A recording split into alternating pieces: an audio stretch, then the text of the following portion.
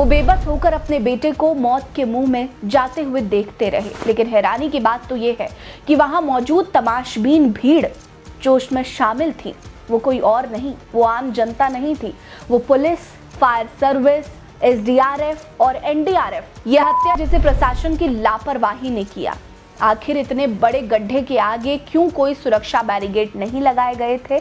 आखिर इतने दिनों से पानी भरा हुआ था, फिर वो पानी निकालने का इंतजाम क्यों नहीं किया गया? ये जो युवराज के साथ हुआ, ये सबसे बड़ा उदाहरण हम सबके सामने है कि वाकई अगर आम आदमी, एक मिडिल क्लास आदमी टैक्स भर रहा है, सरकार को वोट दे रहा है, तो उसकी जिम्मेदारी सरकार कभी नहीं देगी। पुलिस ने एमजेड विच टाउन प्लानर्स प्राइवेट लिमिटेड के डायरेक्टर अभय कुमार को नोएडा के सेक्टर 150 से गिरफ्तार तो कर लिया और उन पर गैर इरादतन और लापरवाही का आरोप लगाकर उन्हें जेल भेजने की तैयारी भी कर ली है। लेकिन क्या वो अकेला जिम्मेदार है?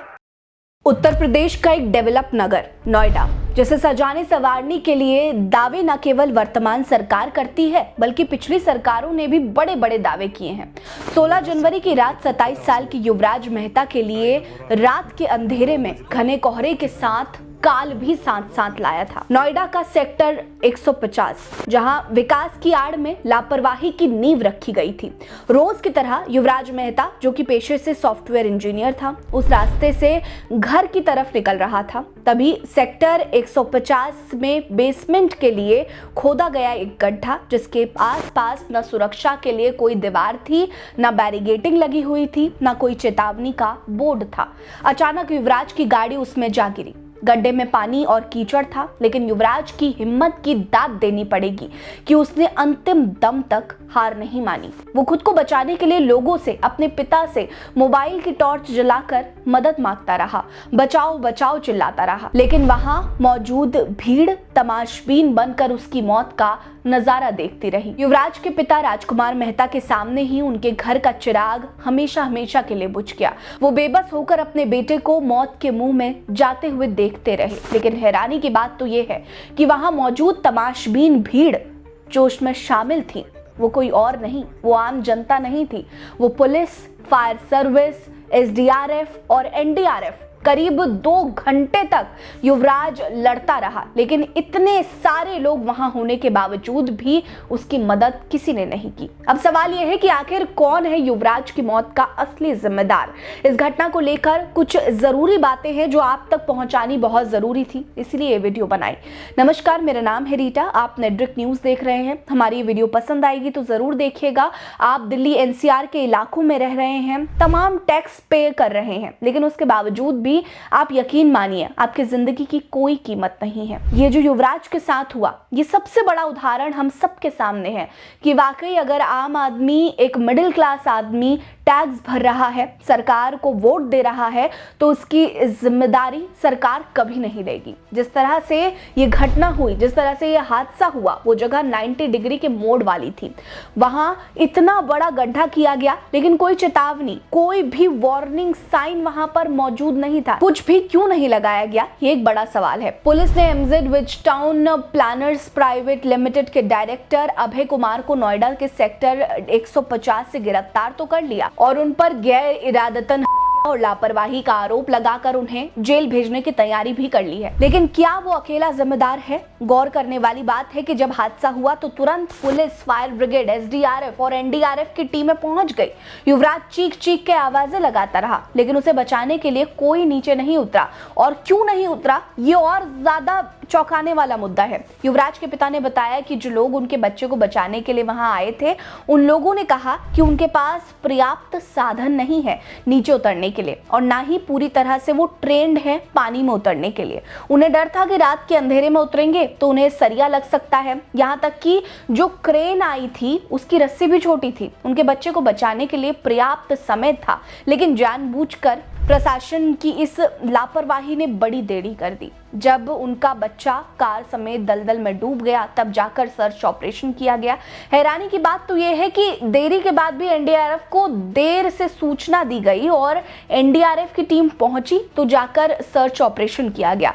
वहीं मौजूद एक चश्मदीद डिलीवरी बॉय मुकेश ने बयान दिया कि युवराज को बचाया जा सकता था। वो काफी देर तक मदद मांग रहा था, लेकिन वहां मौजूद सरकारी कर्मियों ने यह कहकर युवराज की पुकार को अनसुना कर दिया कि अंधेरे में कीचड़ में उतरेंगे तो सरिये शरीर में घुस जाएंगे, उनकी जान को भी खतरा हो सकता है। मुकेश ने खुद हिम्मत दिखाई और वो पानी में उतरा भी, लेकिन तब तक देर हो चुकी थी। उसने युवराज की तलाश की लेकिन वो नहीं मिल पाया। ये गड्ढा करीब 50 फीट से 70 फीट तक का था। रात के 1:15 बजे के करीब युवराज की कार डूब गई, लेकिन एनडीआरएफ की टीम करीब 1:45 पर सर्च ऑपरेशन शुरू किया और मात्र 10 मिनट में ही उसे ढूंढ लिया गया और अस्पताल पहुंचा दिया गया। लेकिन सुबह 4 बजे इलाज के दौरान उसकी मौत हो गई। यानी कि अगर समय रहते एनडीआरएफ को सूचित किया जाता तो युवराज आज जिंदा होता। पोस्टमार्टम की रिपोर्ट बताती है कि युवराज के फेफड़ों में 200 मिलीलीटर पानी भरा हुआ था। डूबने और ऑक्सीजन की कमी के कारण उसे कार्डियक अरेस्ट हुआ था। शरीर के नाखून नीले हो चुके थे, जो प्रमाण है कि उसके शरीर से पूरी तरह से ऑक्सीजन खत्म हो गया था। ये तो वो कारण है जो कि कागजों पर नजर आ रहे हैं, लेकिन सच्चाई तो ये है कि युवराज की मौत कोई हादसा नहीं थी, बल्कि एक हत्या है। यह हत्या जिसे प्रशासन की लापरवाही ने किया। आखिर इतने बड़े गड्ढे के आगे क्यों कोई सुरक्षा बैरिकेड नहीं लगाए गए थे? आखिर इतने दिनों से पानी भरा हुआ था, फिर वो पानी निकालने का इंतजाम क्यों नहीं किया गया? बचाव टीम में नौसिखिए लोगों को क्यों भेजा गया था? और सबसे बड़ी बात, अगर वो नौसिखिए थे तो फिर एनडीआरएफ की टीम को इतनी देरी से क्यों सूचना दी गई? टीम का कहना है कि दलदल और अंधेरे के कारण रेस्क्यू नहीं किया जा सका। तो भला दलदल बनने की नौबत ही क्यों आई, जब इस गड्ढे को लेकर पहले भी शिकायत दर्ज की गई थी? फिर आखिर प्रशासन कौन सी नींद में सोच रहा था, या ये कहें कि इंतजार कर रहा था कि किसी के घर का चिराग बुझने का, तभी वो नींद से जागती?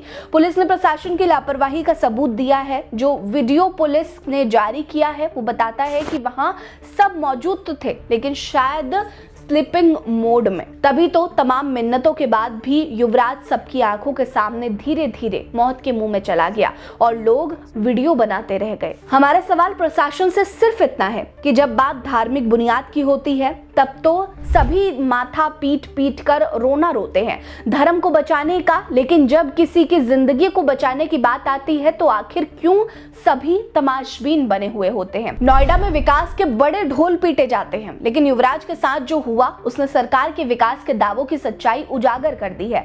लोगों को बुनियादी जरूरतें भी पूरी तरह से नहीं दी जा रही है और ना ही कोई जिम्मेदारी लेने को तैयार है। आखिर ये जिम्मेदारी किसकी है कि युवराज की जान बचनी चाहिए थी? केवल धार्मिक आयोजन करके लोगों को बेवकूफ बनाया जा रहा है। आखिर कब तक धर्म और जातिवाद का राग अलाप कर जनता के प्रति अपनी जिम्मेदारी से भागते रहेंगे आप सब? अब युवराज की मौत के बाद एसआईटी का गठन किया गया, जांच शुरू कर दी गई। भले ही तमाम गिरफ्तारी हो जाए, कुछ लोग सस्पेंड हो जाए, लेकिन सवाल सिर्फ इतना है कि एक नौजवान की जान आपके अधिकारियों के सामने, आपके लोगों के सामने चली गई और आप लोग बेबस हथखंडों की तरह बस खड़े रहे। लेकिन क्या उससे युवराज, आज जो आप कार्रवाई कर रहे हैं, उससे क्या युवराज लौट पाएगा? नहीं। चंद लोगों की लापरवाही और लालच के कारण युवराज की मौत हो गई। आपकी नजरों में ये मौत हादसा है, हत्या? जवाब आप खुद दीजिए। दूसरा, अगर वहां की डीएम की बात कर ले तो डीएम को तो 4 दिन तक सुध ही नहीं रहा। वो 4 दिन तक घटनास्थल पर पहुंची ही नहीं, और जब पहुंची तो मीडिया के सारे सवालों के जवाब देने से साफ मना कर दिया। ये तो हमारा प्रशासन है और ये हमारे आला अधिकारी हैं जो अपनी जिम्मेदारी को कितना बखूबी से निभा रहे हैं। ये हमें युवराज की हत्या ने बता दिया। आपकी इस पर क्या राय है? कमेंट जरूर करिएगा।